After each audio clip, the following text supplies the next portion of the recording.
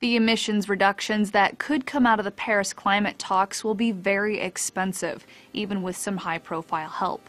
Bill Gates is expected to announce a $2 billion clean energy fund at the climate talks in Paris in hopes of giving the conference more momentum.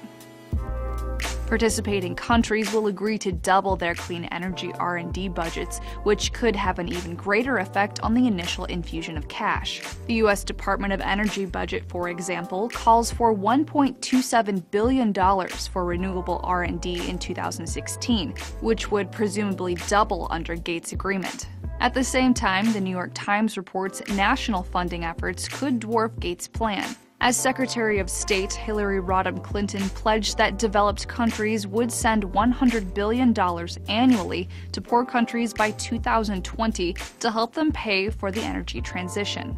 That's $102 billion so far, plus whatever increases come out of those bolstered research budgets.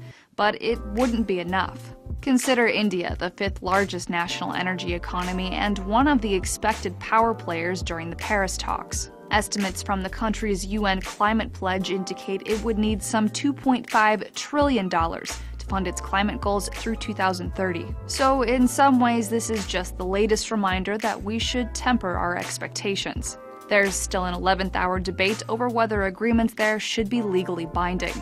And UN researchers already say we won't hit warming targets without more significant reductions, which would likely require even more money.